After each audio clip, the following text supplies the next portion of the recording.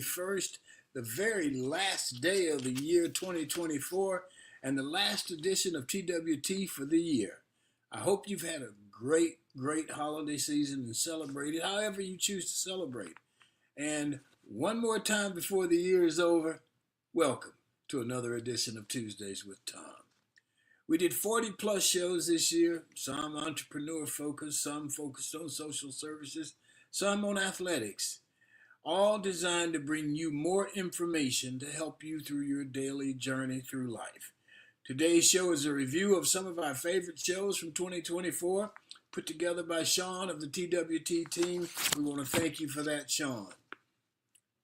Highlights and favorites from 2024. Okay, well, let's go to the G list. Hollywood's got the A list, and here on Tuesdays with Tom, we have the G list. And our G list today is Professor Maurice Hobson. He's Dr. Maurice Hobson. He's a historian, a social scientist, Africana Studies scholar, social justice champion, and producer at Georgia State University.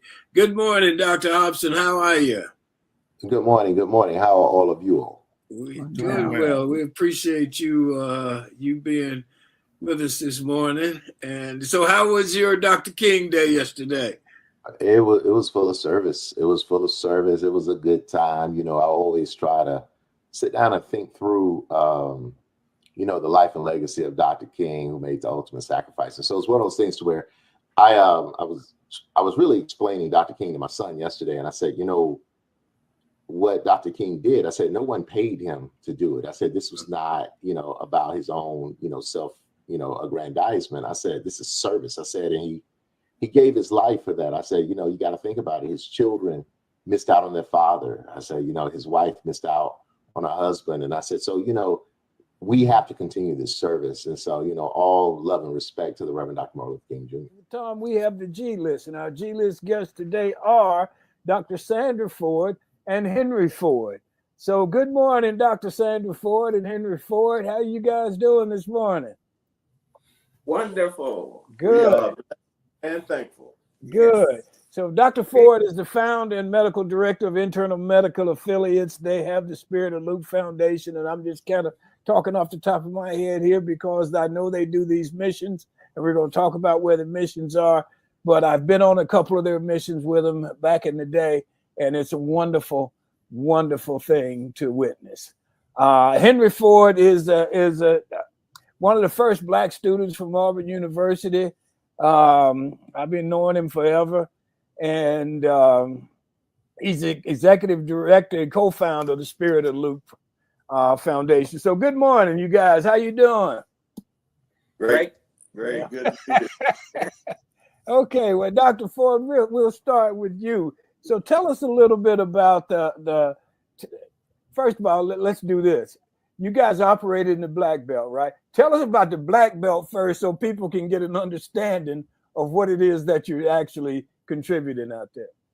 Yes. Well, the Black Belt is an area, it initially was defined by about 20 counties, but it had to do with the richness of the soil. But now it's really defined by just abject poverty. And so it's the great exit. And so people here are underserved, underprivileged, underinsured, and that is the areas that we focused on. And we go to about 13 counties in the Black Belt. And my journey began in the Black Belt because actually I'm from the Black Belt in one sense. Well, Montgomery's in the Black Belt as well. But my parents were school teachers. My mother was a elementary school teacher. My father was a principal. And so we actually lived in the Black Belt 5 days a week and went to Montgomery on the weekends. So I had opportunity to witness firsthand the inequities in healthcare. So if I got sick during the week, and there was one event that sort of changed the whole trajectory of my life, going to a segregated doctor's office, the only one in town, and there would be two entrances, one for African Americans and one for Caucasians. And at the age of 8 years old, I sat in this waiting room with my father, and the flow was such that for every maybe 5 or 10 people that they took on the Caucasian side, they take one African American, and I sat there and watched at the age of 8 an African American elderly lady just agonizing, just in distress, and it troubled me so much. I said, well, why are they ignoring her? And my father just said, okay, it'll be okay, you know. And so it went on, and it wasn't okay. Okay, well, Hollywood's got the A list, and here on Tuesdays with Tom, we've got the G list. And our G list guest today is Diane Fraser. She began her second act in 2015 when she became the director of the Emerald Coast Science Center. The only qualification she says she had for the job was her love of science. She developed this love through a BA in chemistry and an MS in forensic science. She spent 5 years as a forensic toxicologist and 5 years as a research chemist for the FDA before taking a break to raise her $2. In honor of Women's History Month, the Science Center is hosting a Pinot and Pioneers event on March 14th from 6 to 7 p.m. It's a free event for ages 21 and up. Diane says, grab a glass of vino and come celebrate Women's History Month. Learn about the pioneers that have shaped our world, including numerous female scientists. Come for the snacks, drinks, and cute critters, and stay for the awe-inspiring stories. So good morning, Diane. How are you? I'm doing great.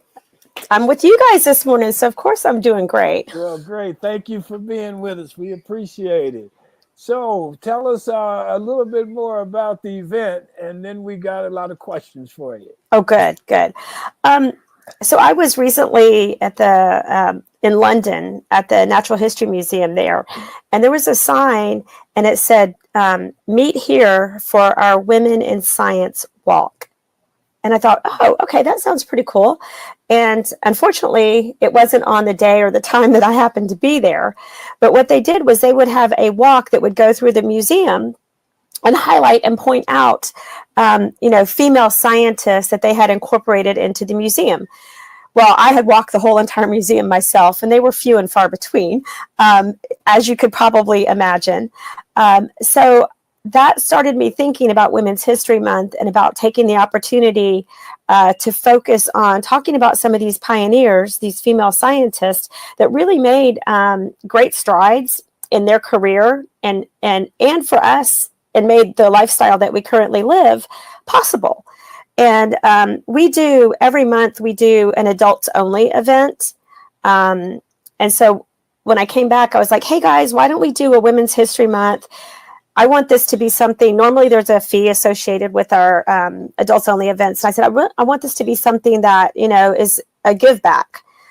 So we decided to make the event free. So we're going to be serving Pinot Grigio and Pinot Noir. So it's Pinot and Pioneers. And then we'll have some snacks and stuff. And one of the things that we do here is we have about 45 animals. All of our animals are rescues. So they're all donated to us from people that had them as pets. But so they're all exotic animals. And we name them after scientists. Because when you ask a group of people to name a scientist, right off the top comes Albert Einstein. And then they all just sort of go, And it's really hard for them to think of another scientist. Yeah.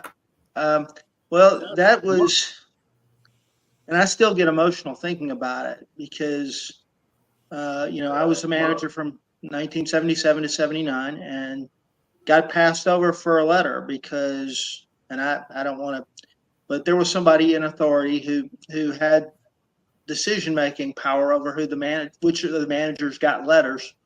And he didn't like me because the guy told me, he said, the only people on crutches that need to be on the football field are hurt football players. And I walk on crutches by virtue of mild cerebral palsy. And so I was passed over. And somehow that word got to one of the guys who was on the team when I was there. And he and Mark Murphy, the former editor of Inside the Auburn Tigers, cooked up a little scheme. And about 3 years ago, Mark called me and said, I've got an assignment for you. that's really big, and you need to come down here and talk with me. We've got to meet about this. It's going to take a while. So I come down. We walk into a room at the restaurant in the conference center. Players, former managers who served with me, and they said, "Your seat's right over here." And on the back of that seat was my letter jacket. Oh. And I find that the older I get, I'm 67 now, I find that the older I get, the more that my eyes leak, if you know what I mean. And Yes. that was very emotional. And I was so proud and so humbled by it. And, you know, people don't often talk about Coach Barfield's time at Auburn. But had it not been for Doug Barfield, I would not be a manager. I would have never been a manager. Because I was interviewing him for a story for the Plainsman, and I said, "Coach, I've been to every assistant coach, and they." I'm sorry. About Coach Barfield? No. Yeah, Go ahead. You're fine. I was interviewing him at the end of spring training in 1977. I was assigned to interview him to sort of do a spring training wrap-up story. Hollywood's got the A list, and here on Tuesdays with Tom, we have the G list. And our G list guest today is Portia Smith Dijon. She's the CEO and founder of Miami Posh, lifestyle brand from South Florida and beyond. Let's get Miss Dijon on here. Good morning. How are you, Miss Dijon? Hi, good morning. Happy to be here. Oh, good. So tell us about the My Posh Planner, or even just Miami Posh, and we'll go from there. Absolutely. Okay, so Miami Posh, first of all, it's a lifestyle brand. And even though, I'll give you the backstory, I'm born and raised in Miami. So it's the love of my life, first love, actually, not the current love of my life. And I love everything that Miami stands for, from it being a melting pot, from it being super posh, but also having various walks of life and various citizens that live in it. And then the posh element is exactly me. I like, the posher things that comes with being girly and cute and fashionable and all that good stuff. And Miami Posh as a whole, from a business standpoint, what that represents is that lifestyle brand is we have 3 different areas within our business. We have our marketing agency, we have our media component, which we have recently expanded upon, which is very exciting. And I'll get into that a little more in a second. And then our e-commerce platform. And the e-commerce platform, which you mentioned earlier, Tom, we have like various different products that we sell, tangible products, but our signature product is in fact the My Posh brand. G-list, and our G-list guest today is Krista Platt. Dr. Platt has a successful history with Illinois State University. She has an experience inspiring students, and her academic prowess will help continue the vital role that diversity advocacy, there's that word again, diversity, plays in the university's mission. The Dean of Students says they're lucky to have her. Her research and professional journey is committed to equity work and service to those who have been historically marginalized. So let's get her on. Dr. Platt, how are you this morning? Hey, I'm doing really, really well. How are you all doing? We're doing very well. Thank you. I can only speak for me. I guess they're doing well. Great, thank you. So let's just jump right into the Multicultural Center. You wanted to talk about that. Tell us about you head up the Multicultural Center at Illinois State. Tell us about that. Yeah, the Multicultural Center is a special place. It's a place that the students for years advocated for, asked the institution to create something really special, specifically for students on the margins, to have a place where they could identify and be known and seen and valued in a very distinct way. And we are starting our 3rd year of operation. Our story really is, we got started just before the pandemic with the blueprint for the center. And right in the middle of the planning for the center, the pandemic happened. And we had to figure out what does it mean to continue creating the space that really at that time, really no one knew were we going to be able to come together again and be in community again. But the students were very diligent to meet virtually, review and vote on all the things related to the We got center. an issue, but Robert, come on in. Well, good morning, everyone. Hope you're all doing well. Good morning, Robert. Now we have photos, but there's an issue with StreamYard this morning. There always is an issue. That Sean couldn't do her thing, and so we won't be able to show all of the photos unless they get it straightened out while we're still on the air here. But we can tell you guys about it. Oh, she says we do have the photos. Okay, well, let's get rolling then. We're going this morning. So, Robert, let's just talk a little bit about our trip here. We went to Memphis in May. Had a great time. I think we both maybe had been to Memphis before, but never on a trip like this. And so what intrigued you to want to take this trip, Robert? Well, Tom, just getting to hang out with you for a few days. Come on. No, it was really fun, and it was fun doing it with you. It was really the main thing. But I know you really wanted to go see the Lorraine Motel and see where Martin Luther King had been killed, and see the Civil Rights Museum there. So I think that was kind of our focal point, and it was really impressive. And I was thinking back on certain memories of it, and there's certain places that you've seen so many times, but you haven't been there. And then when you go there, you're immediately taken by all the pictures you've seen, and the famous picture on the balcony of Andrew Young and the people after the shooting. And it sort of reminded me of being in Dallas and seeing the grassy knoll where JFK was killed, and right in that area. And so it was very moving. The Lorraine Motel is preserved. Room 306, where Dr. Martin Luther King was staying, is still preserved just as it was that day. And so it's just very moving. And I think the thing too that struck me was I thought the museum they've done there is just great. It was really good. And frankly, I was surprised. I thought it was going to really just kind of focus on Memphis and what happened there. But it really covered the whole civil rights movement. And there's a lot of discussion about Birmingham and Selma and just the whole breadth of the civil rights movement. And it was really well done. And they partnered with the Smithsonian. Terry and I played together, had a lot of fun together, won a lot of games together. And so let's invite Terry Henley in and see what he's got to say. Good morning, Terry. How are you? Good morning, TG. Barbara, good morning. And good morning. Michael, good morning to you. Good morning. So Terry, I'm going to start off with the 72 team, which they nicknamed the Amazings. Mm-hmm. I've heard you say that this was the highlight of your life. Is it still your highlight? It is still front and center of my life. It was amazing that Coach Jordan could get us all there at 1 o'clock to play. That's what was amazing to it.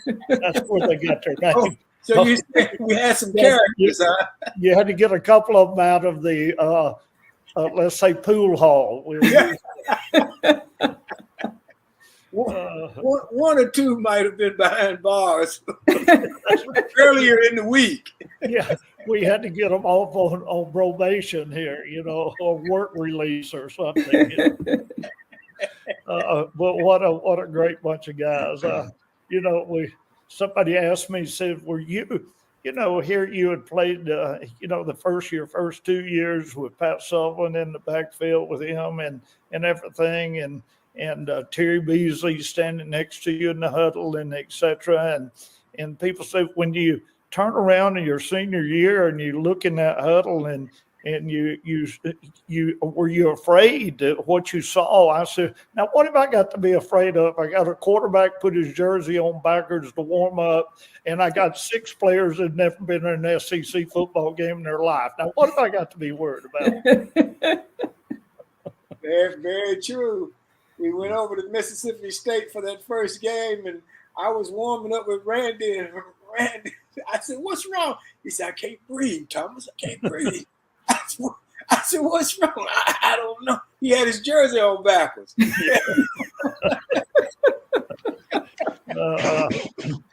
Oh, but he played a good game. We had a great time. Terry, we call ourselves teammates for life. Can you talk about that for us for a little bit?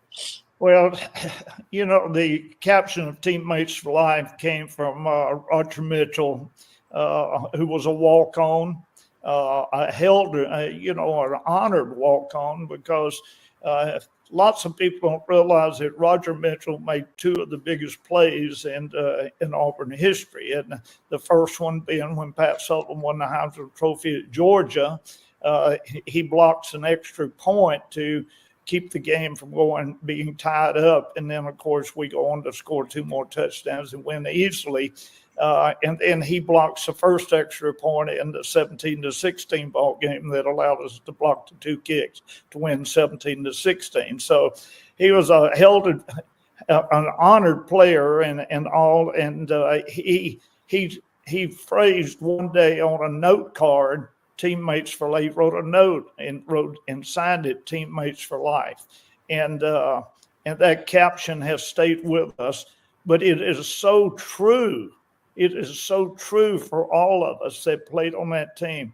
When one of those teammates are sick, the whole team is there. When one of them needs help, the whole team is there. When one of them needs a prayer, the whole team is there. You cannot have a closer knit group of guys in what that 72 team produced. Anyway, let's go to the G list. Hollywood's got the A list, and here on Tuesdays with Tom, we have the G list, and our G list guest today is musician Cheryl Jones. Now, if you live or have visited along the Gulf Coast, you've probably heard of Jones and Company. They're awesome and have been headlining at AJ's in Destin for many, many years. You go there on a Sunday afternoon and the place is rocking. Cheryl is here today to catch us up and maybe play a song or two. We'll see. So good morning, Miss Jones. How are you? Hey, everybody. Hey. Hi, Cheryl. How you doing today? Enjoying life. Oh, good deal. Good deal. Well, I'm going to let Barbara start off with asking you a question. Are you going to play something for us today? Oh, I would love to. Okay. Okay, well, go ahead. You go ahead. Well, first, I just got to say congratulations on 4 years. Yahoo! So let's celebrate that. That is awesome. Jones and Company, we're also celebrating being together for 35 years. Wow. And that's we attribute it totally to community support, for which we are grateful. So I wanted to do this original song entitled That's How Much You Mean to Me as a way to say thank you, thank you, thank you. Okay, let's hear it.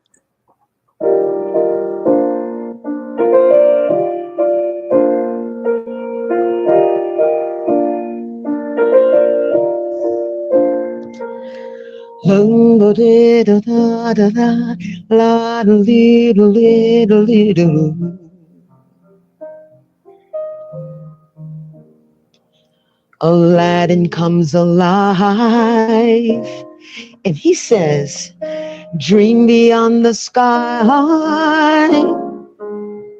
Suddenly you're here with me. That's how much you mean to me. Candles on fire, carry wishes higher. Magically, you're here with me. That's how much you mean to me. My dream reality, and I'm as grateful as can be. From the mountains to the sea, that's how much you mean to me. Your ocean of devotion overcomes me with emotion as deep as love can be. That's how much you mean to me. Yes, I'm so glad you're in my life. right by my side on this magic carpet ride. Today is Sadie Lee. Sadie Lee is a librarian, particularly a children's librarian, and she is going to talk to us this morning about stories, songs, dancing, rhymes, and a children's librarian. So, good morning, Sadie Lee. How are you? Good morning. I'm well. How are y'all? Oh, we're doing fine. Thank you so much for being with us. We're going to let Barbara and Michael start off here, and they got a couple questions for you. Yes, Unless you want to start out and just give us a little bit of background on you and what you do. Sure, I can do that. I am a children's librarian. My official title is a youth services librarian, but I find that to be a little much. I say children's librarian. I work with ages of born to 12. Wow. And I do stories, programming. I do the collection development of books and other materials in the library for that age group. Outreach, so to preschools, elementary schools, things like that, going out and trying to get the kids in the library as well. I can give you guys kind of my story of how I became a librarian. Okay. I really, really loved the library as a kid. I mean, who didn't? As long as you had access, you loved it, right?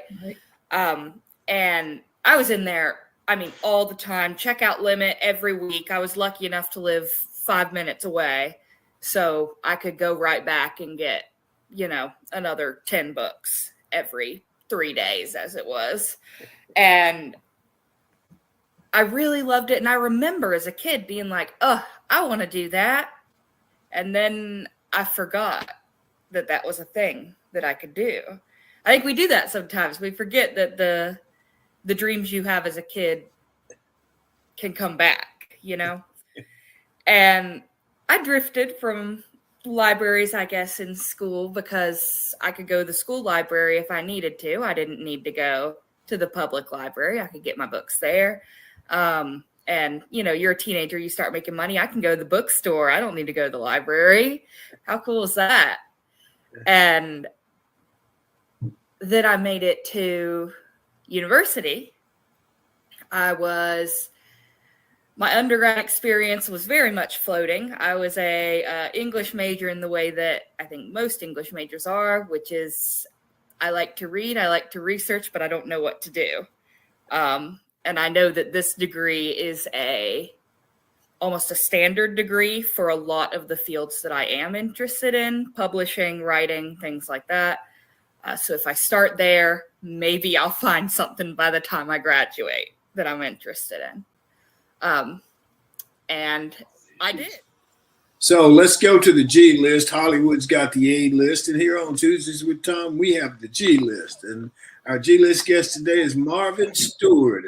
Man, I've been knowing a long time. Marvin will discuss Elevate Birmingham, an incredible organization with a very, very, very powerful message, which is to build long-term, life-changing relationships with youth and equip them to thrive and contribute to their community. So let's go to Marvin, and we got some other information here. But good morning, Mr. Stewart. How are you, sir? I am well, Tom. Thank you so much for having me. Well, thank you for being with us. Before we get into asking you questions, why don't you just give us a quick rundown on Elevate Birmingham, how you got involved, and where you guys are now? Well, thank you, Tom. Elevate Birmingham is one of 23 similar chapters throughout the country. The parent organization is Colorado Uplift. Began about 40 years ago. And because Colorado Uplift was having tremendous success, other cities began to ask for a similar chapter. But they couldn't call it Colorado outside of Colorado. So the name Elevate was formed, and the first non-Colorado chapter was Elevate Orlando. I became involved 3 years ago through a phone call from a friend. And he said, Marvin, I have found the most unique program that's having an impact with inner city youth. And so when he shared the mission of Elevate, as you mentioned, Tom, to build long-term, life-changing relationships with urban youth, the topic interested me. Over the years, while you were here in Birmingham, Tom, I was a big brother in the Big Brother, Big Sisters program. And I know that has an incredible impact. But what intrigued me about Elevate was the fact that it was in the school system and that there was an Elevate class being taught by teacher mentors on character and life skills. But the program did not end with teaching that class. The program was designed for full-time teacher mentors to teach an accredited course on character and life skills during the day. But when the school bell rings, that's when the main part of the teacher mentor model kicks into action. And so because of their presence in the classroom, 180 days a year, the teacher mentors have a very, very unique opportunity to build in-depth relationships. I love it. Good.